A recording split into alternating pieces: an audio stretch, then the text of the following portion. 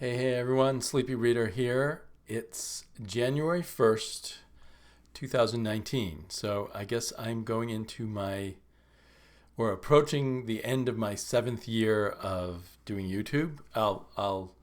Early April, I think, will be my anniversary. But anyway, cheers to the new year.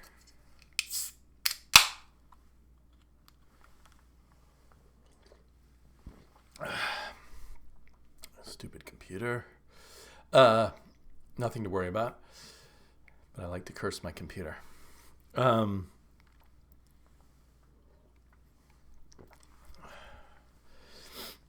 So the other day at a used bookstore, I found this book, The Great Comic Book Heroes, which at one point, I think when it came out, was probably the only hardback or maybe even softback collection of comic books. And it was a bunch of golden age stories with a bunch of essays by Jules Feiffer, who chose them at the front. Practically a whole book on comics, actually. I ought to read that. Just got it. And concluding with a spirit story. And so you got the Spectre, I just showed you there, and Batman versus the Joker, and all of this stuff. Green Lantern. What year did this come out? Oh boy, it's in Roman numerals. But it looks like 1965, if at a first quick glance. So I know that I read this or looked through it at one point. I don't know if I found it in someone else's house or at a library. I know I used to search libraries hoping to find books like this with comics in them. And maybe one time I finally found this in all the different places we lived in when I was a kid. But this kind of sums up my feeling about 2018 and about the 2000s, really. And where we're... I want to do kind of a comic book State of the Union from the Sleepy Reader, purely the Sleepy Reader point of view. So as I look at comic books right now, looking at this past year, looking at where we've come from and where it seems like we're going, how do I feel about comics, and what do I think is up with them? And I think mostly great things. We're not going to have a masterpiece like The Watchmen or Frank Miller's Daredevil or the early Fantastic Four, or the early Spider-Man, or what have you every year, or even maybe every decade. But I think this has been a great year for comics. And a big part of it is the huge array of choices and things. Excuse me. Literally huge array of choices. Things that we never could have imagined once upon a time we'd get in comics. And the number of these things and the variety of them, the depth where they go. I mean, obviously this is very classic mainstream superhero stuff in this Behold Galactus. But the depth of stuff we can get, we've never seen before. It really feels to me like that has grown. The number of options and ephemera and different styles of comics in different formats has just ballooned even more in 2018. And so in that way alone, we live in a golden age of comic book reading and comic book collecting, at the very least, if not comic book collecting itself. So yeah, I feel like it's incredible. It's amazing. And looking back at this year and all the stuff I got and the stuff I saw other people get, it's just an amazing thing. I have water and beer. Seltzer water. So yeah, there's all kinds of things you would never think, back when they originally came out, Peter, Ken, and Thunderbolt, you'd never think this would come back and, get these fancy, almost painted looking editions. This is just something that popped up. That you can I mean, this Incognito has been around a while, but it's just an example of all the amazing stuff you can get in hardback. It's just, it's a comic book fan's dream, if you love the medium, that this came true. That, some weird horror series that takes place in the Wild West and is filled with magic, with amazing color and amazing art, could come out in a series of giant hardbacks on very expensive, high-quality paper, and at last with good binding, because I have to say this series has not had good binding up till this volume. But anyway, it's just amazing what we can get these days, and in so many different formats. So I'm just really blown away when I look back on all the stuff I got this year. All kinds of things, so much stuff. If you like an artist, there's a good chance there's some amazing book filled with this artist's work and lots of information about their work. I got this Jim Starlin book this year, A Life in Words and Pictures, and I'm backing on Patreon another art book by Jim Starlin. I don't know why I'm showing the binding. That's not the point of this video. But yeah, it's so cool, so amazing that all this stuff exists. I never imagined when I first picked up Cerebus Cerebus was one of the first comics that I ever saw in trades. I picked them up in the mid to late 70s in these little trades that Dave Sims published himself.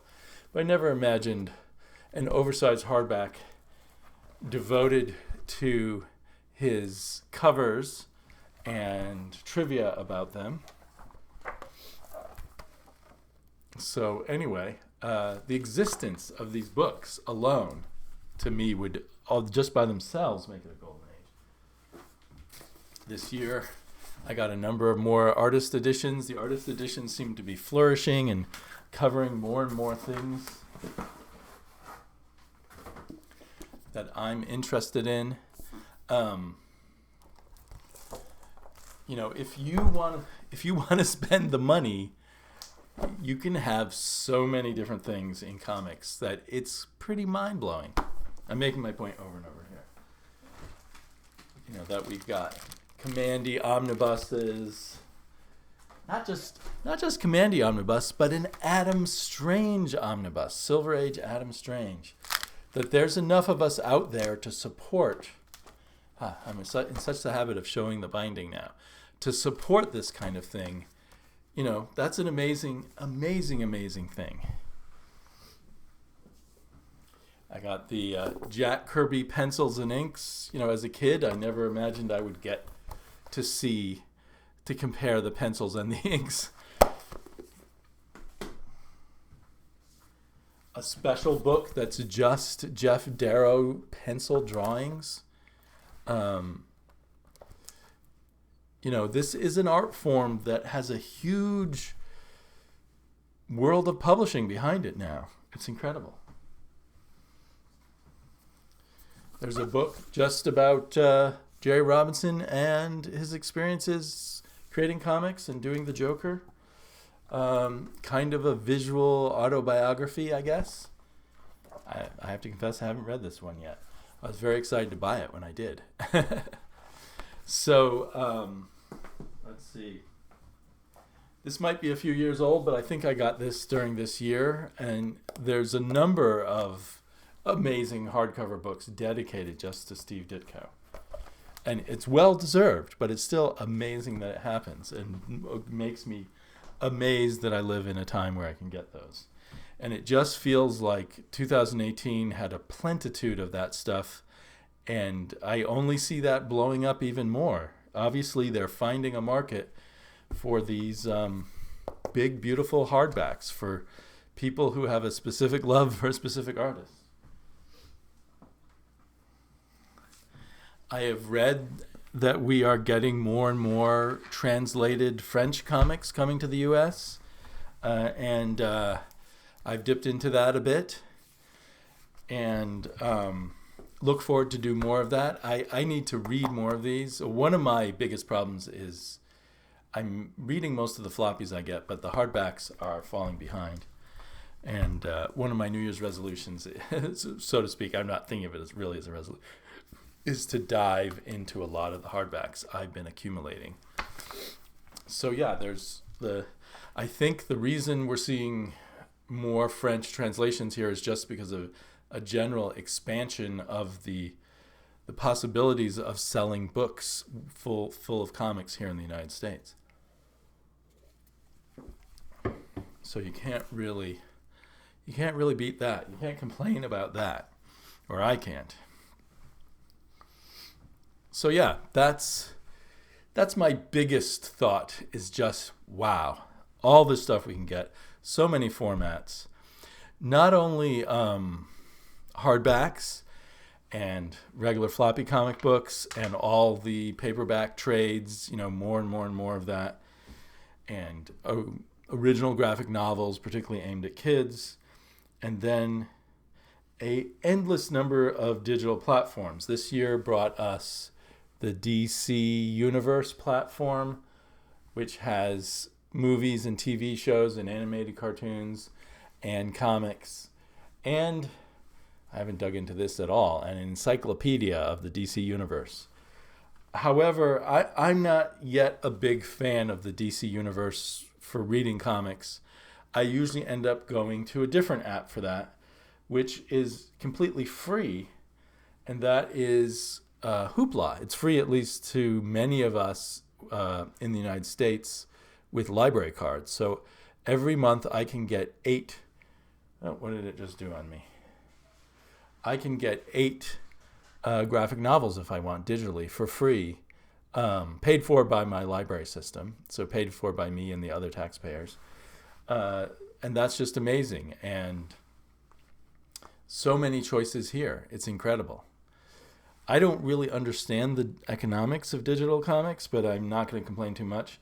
Another new thing this year, which I have not indulged in yet, I think it just happened recently, is on the Shonen Jump app. You can now get all of their current comics for free. And if you want to read the full story, their whole library of stories, because manga's chapter by chapter, right? You can pay $2 a month, I believe. So that's pretty amazing. I have to say, just looking at the covers of all these Shonen Jump manga, I'm I'm not that interested, but maybe someday I will learn to appreciate what they're up to. And of course, all along I've been getting Marvel Unlimited, which these things are too sensitive. Just gets more and more amazing every year as they add more and more stuff. I can read 6-month-old Marvel comics. I can read 50-year-old Marvel comics here. Not all of them, but an awful lot. And they keep adding more. And they're going into some of the obscure corners, like Killraven, as you can see here. What else? Spider-Man. It's all about Spider-Man right now because of Into the Spider-Verse, or whatever it's called. But while I'm reviewing all this stuff, I still use the Dark Horse app, which was the first comic book app I jumped on. I think I jumped on it and Comixology around the same time. But when I first started reading comics again around, 2010, when I started reading a lot on my iPad, when I got my first iPad, what I went to most was Dark Horse. And they were kind of an early innovator. They've kind of fallen behind, and now you can get their comics on Comixology, but I still like to do them on their app. And, of course, we've got Comixology. There's my Comixology library, which is endless. You could do Comixology Unlimited. For someone like me, it's not that great. It might be good for someone who hasn't read a lot of the indie comics yet and wants to get a start. So there's so many unlimited options. I'm sure there are others that I don't even know about. And also, I digitally use the CLZ app to track all my comics. It makes my comic book collecting easier. and more efficient. Is that about it for the digital stuff? Yeah, I also ironically still use the regular DC Comics app, which is just a branded version of Comixology. So it's just amazing all the different ways I read comics. And yeah, and amazing how cheap a lot of it is. Like Marvel Unlimited, I hardly notice that I pay that. I think I pay either $80 or $90 a month. A year. Or maybe even $69 a year. I don't know if it's still $69. I think it may not have gone up. So less than like $5.50 a month for that smorgasbord of digital comics. And the Hoopla is free. And the DC Universe, I can't remember what I pay for that, but I think it amounts to about $6 a month because I perhaps rather foolishly paid for a whole year's worth. I now wonder why I did that. But so it goes. I think for me, since I've come on YouTube and kind of paid closer attention and thought about these things more, it seems like Marvel and DC are always going up and down in quality and maybe in their successes and failures. And they seem to go through periods where one company or the other's having a lot of trouble. They both kind of screwed the pooch when they did these events a while back. Convergence, I think, for DC, where they stopped everything and did a 2-month-long event where no regular comics were published. And I think that nearly killed DC after that. And they tried to start up with the DCU after Convergence, and no one cared anymore because Convergence had driven them all away. And then Marvel pulled a more successful event with Secret Wars, but I think it still kind of killed their sales after Secret Wars, or lost them a lot of their new readers new readers for a while. Do you want to say hi? Here's Quacking Duck. This is what she looks like on the first Duck cameo. Quacking Duck cameo. Her voice is a bit shot from all the drinking last night on New Year's Eve. No. I was sick. She's sick. I was sick. She was sick. You're all better now? Not entirely, but I was. With any luck, you'll be going to school tomorrow? Yeah, I'll be going to school tomorrow. I actually pretty much know for sure that. For sure. So, oh, okay, cool. Yeah. And how do you feel about the year of 2018? What am I saying? I'm way behind the time. I still can't believe it's 2019. 2018 was kind of an average year. Right. Like, it wasn't really, you know. How about for reading and books and comics? Oh, yeah, comics, I think. Comics are starting... I mean, they're starting to have more kids' comics, but comics are also getting... The violent comics are also starting to get worse. That is a good point. I hadn't even thought of that from my year-end point. But we are coming across stuff that is very gross and bloody, and we need to sort of hide those comics away, right? Or preferably not buy them. Well, preferably not buy them. But I'm getting a little bit more used to gross comics. Since you seem to have a lot of them. Right. We're constantly finding comics that I then have to kind of quickly tuck away or put away somewhere or something. I'm used to gross comics. And sadly, I must be getting used to them because sometimes I don't even realize I bought them anymore. Okay, thanks for the cameo, Quacking Duck. We will do a featured video with Quacking Duck very soon. You know, I think it was a little bit more than a cameo. A little bit more. Thanks for the guest appearance. How about that? Okay. Go on and do it.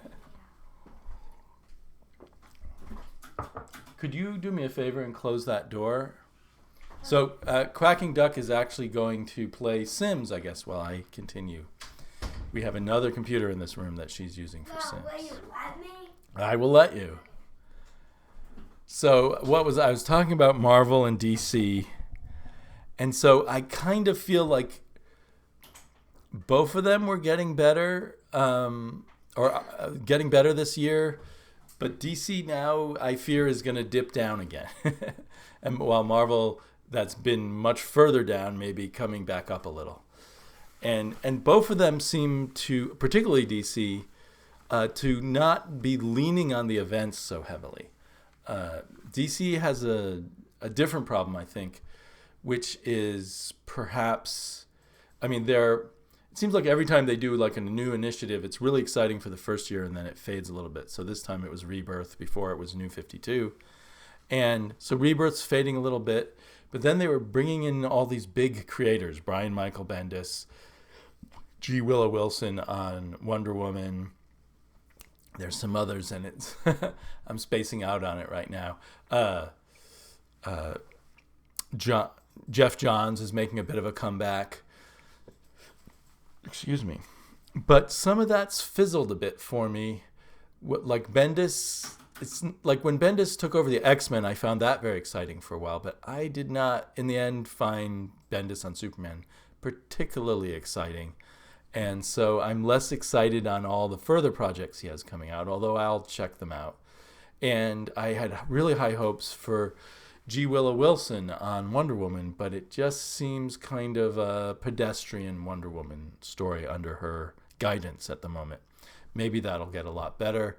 Maybe she'll get paired with a different artist and be more inspired to do more interesting things. I don't know. But the most, so I was really psyched about the Black Label, and about some of these creators coming on, and also the line of kid comics, which I guess still hasn't really come out yet. So I'm curious to see how that goes. But now we're hearing about this new executive, and I can't remember her name. She took over from Diane Nelson, and apparently she was in some other parts of Warner Brothers extremely successful in branding and selling,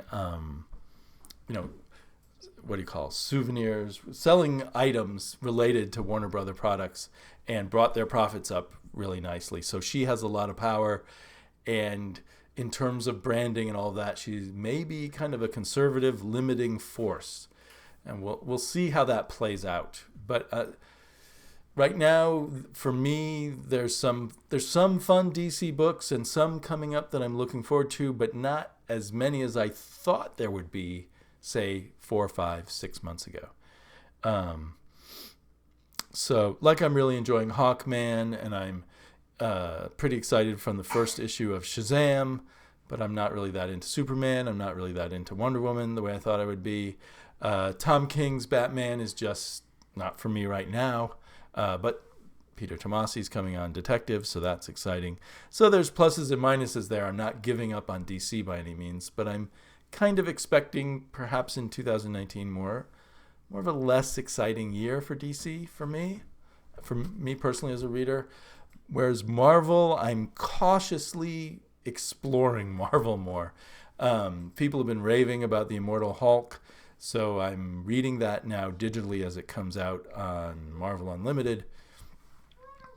And could you turn the volume down a little bit on The Sims?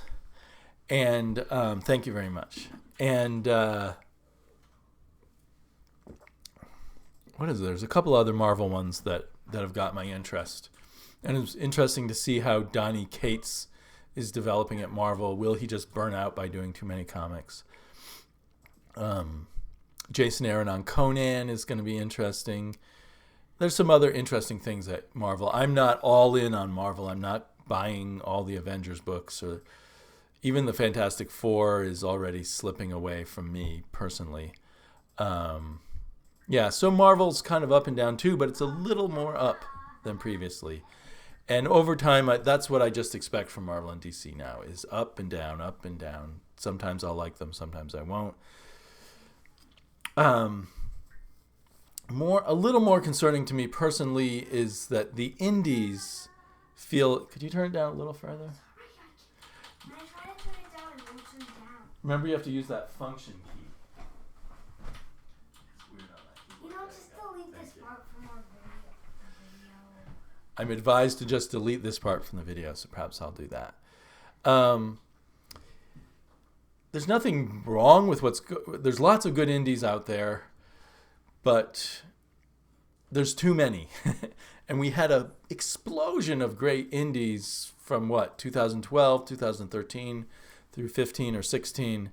And now it feels softer, like maybe there's less killer ideas out there that people have been dying to publish and finally decided to publish with the indies and whatnot. But balancing that out is there's more and more new indie publishers coming out. Ahoy and Ahoy's the one I can think of, but I know there's other ones. There's one that's just come out now that's selling comics in like the whole comic all at once, like all 6 issues in a case or something, or you can buy the trade, or you can buy the digital comic or something like that. I'll later remember the name of that. There's all kinds of big people with that. And there's lots of other little ones. There's something like called Cave Pictures or Cave Drawings that I just saw an ad for. The list goes on. And from what I hear when I listen to the Publishers Weekly podcast, is there's lots of people out there with money who would love to invest in a small comic book publishing company. So people who come with the experience, like say Axel Alonso or whatever, they can find investors who want to back a new company. I don't know if it's the glamour or probably the connection to Hollywood and all of that, but this has infused the indie publishing world with a lot of new labels. Aftershock, maybe started a year or two ago, but is really making a mark in the market creatively, if not financially. I don't know about the finances. And that's the one thing when you see all these indies and you've been around a while, most of them will disappear in a few years. So it's a matter of hoping that some of the good ones last, that with some good comics. I've really been enjoying Ahoy.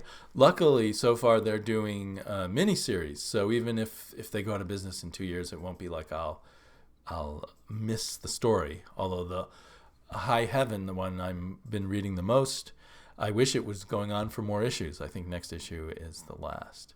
So I'm really interested, and I can afford to buy more comics now, but I don't always have enough time to read all those indies.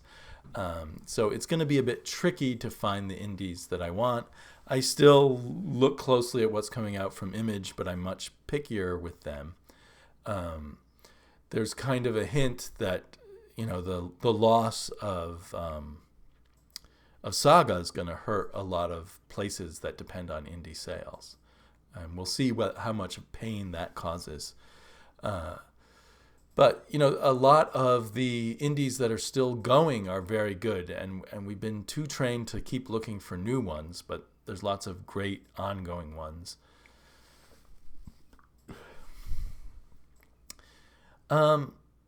So, all of that leads into more my personal view. I think something that developed for me over 2018 and will affect my approach to comics over 2019 is series that I've been following that finished, and I found their final issue kind of ruined the whole story for me, like was so dissatisfying to me that it colored my view of the whole experience that I was loving reading up, like the biggest offender being Kill or Be Killed, which issue after issue after issue I thought was great until that final issue. And it landed with such a belly flop for me personally that then I can't go around saying, oh, you should go read Kill or Be Killed anymore. And I just feel nervous about any story that seems really great, but, hasn't come to its ending yet. And maybe it won't be so great by the time it gets to its ending. I also found the last issue of Mr. Miracle to be kind of a belly flop. Now that one, each individual issue kind of artistically impressed me on its own. So that was a lot of fun to read. but still, I'm not as go Mr. Miracle, go get it. I mean, I'm gonna get the next the next Criminal from the creative group that did Kill or Be Killed, and I'll keep an eye on anything from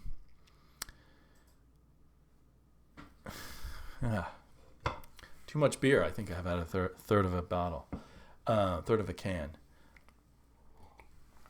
Keep an eye on anything from Tom King, but I'm as likely to pass on things as to jump on them from him. I'm a more cautious reader. There's something safe about the endless serialized things, like Batman or Hawkman or whatever. Well, Hawkman's a bad example because it's kind of currently reading like one really long novel. The going for the long novel, the thing that's 20 or 30 issues long or more, is very risky. So that's kind of affecting. I'm looking at things with a bit of a jaundiced eye. I don't know if I'll back out of reading certain things if I suspect that they will depend too heavily on a final issue, but it is something I'm thinking about. A big thing for me, if you've been watching my videos for the past almost 7 years, you'll remember it's been for quite a while I've started noticing coloring, but I feel like this year I'm noticing coloring even more. Coloring's kind of becoming for me what inking once was in the 70s, where, wow, if Alfredo Alcala's inking this issue of Savage Sword of Conan, that's a real must read. And so colorists are becoming that way for me. And I've been doing videos on this, training videos on lynda.com, and I saw they had a comic book one, and just for fun I watched that, and I watched the coloring chapter, which was very basics of comic book coloring, but it was definitely made me look at coloring a little differently. And just seeing how the instructor showed how, every time there was a line on the face or under the nose, he'd put a slightly gray shade there. It's kind of like a kind of embellishment of all the places, where the muscles were and everything, all the lines in the arm. He wouldn't just leave the line that the line artist put in. He would add his own shadow, his own shade there. And it made me realize that in obvious and subtle ways, the colorists are embellishing and reimagining and reshaping the artwork in all kinds of different ways. And so now I've really noticed, like some comics, what I really like about this comic is the coloring. Like the coloring is what's pulling it all together, or the coloring is what's dragging it down. And I'll probably be doing some videos on that. And then for my collecting, I'm focusing more on hardbacks, as you've probably seen this past year, and that will continue. And it may affect some things that I don't follow in floppy, if I'm pretty sure it will come out in a large size hardback later on, and also affect what kinds of also the soft covers I buy, because if I think that it's going to come out in hardback, I'm now more inclined to wait. And it also will cause me to do some double dipping, like on Kaiju Max, for instance, now that I realize, there's going to be a series of 3 giant-sized hardbacks of that. I think I want that on my shelf, even though I can't wait, and I will buy every issue of Kaiju Max as it comes out. And then on the other side, as I've already referenced, I want to make myself actually read more of these hardbacks and not have all my reading limited to what came out this week in the floppy comics. That's a really fun thing to do, that week by week kind of thing. It's the latest hot book, the water cooler conversation on YouTube about what just came out this week is a lot of fun. But at the same time, I'm hoping somehow to get really caught up on all my floppy reading, and then every week read all the floppies I get that week, all the individual issues I get that week. maybe even make a video every week about that. That would be really nice. In my back issue collecting, I'm inspired by Comic Crack Terrence and all his collecting of the past year, especially Eclipse. I want to get more 80s indies, Eclipse and Pacific. I've always had a small trickle of those that I picked up, First Comics and all of those. But seeing him really go after runs of those makes me want to do the same thing.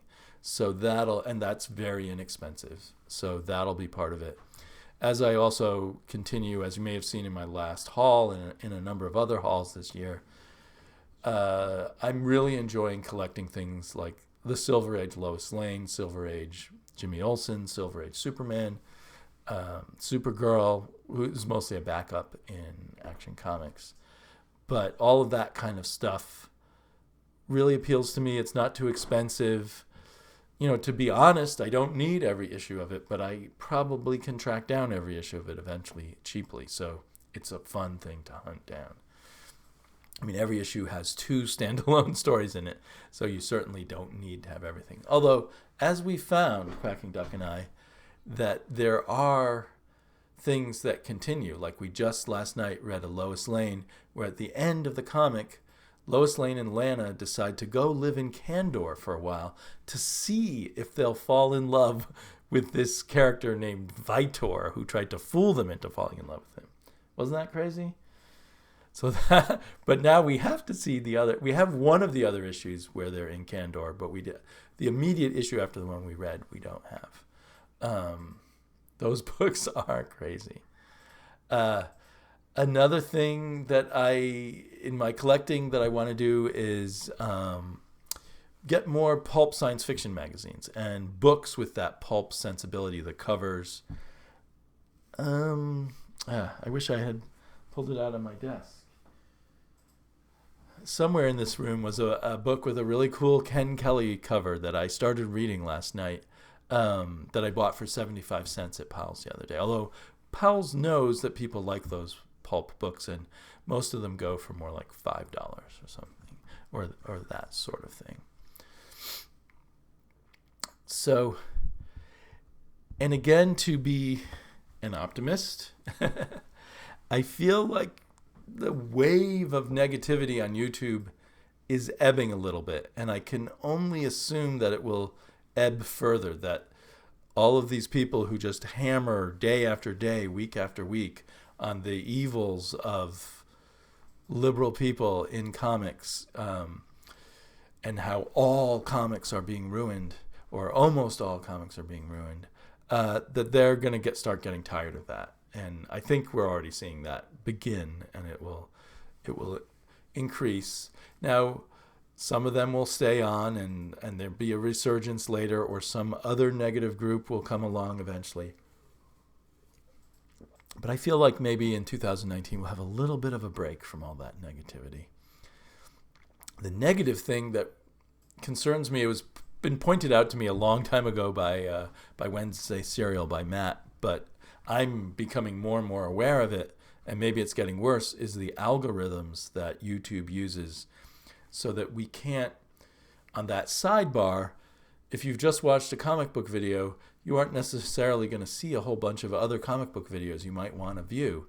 And that used to be a big way of choosing, discovering new people who do videos the same as you do, or a way to even sometimes be reminded of videos that were in your feed but have passed you by that you might want to look at.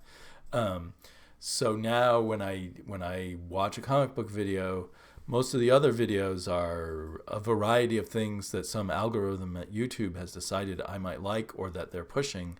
So it often involves heavy metal or, I don't know, other things that don't interest me at all. The heavy metal does interest me because I watch a lot of heavy metal videos on YouTube and interviews with rock stars and the like.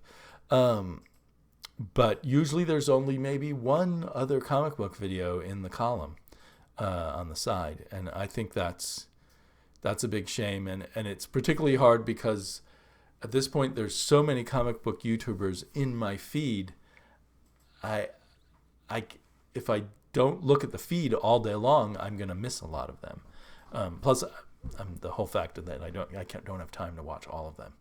But a good sampling of them would be nice. And sometimes I realize someone I really appreciate has come back to YouTube, and I missed their first 2 or 3 videos. Matamat, is that how you say your name? Mathamat just came back, and suddenly I realized he was there, and I had missed him. So that about wraps up all my thoughts going backwards, forwards. As you can see, I'm quite optimistic, and I'm quite happy with the comic book world that we live in versus the comic book world I used to live in. And it feels like the foundational stuff, whether the sales of individual issues at bookstores are slowly going down, at comic book stores are slowly going down, the whole picture, the panoply of the plethora, to quote Rez, of comics choices that we have out there is just ever expanding and, looking very healthy. So cheers to everyone, and thank you for watching, and I'll be back soon.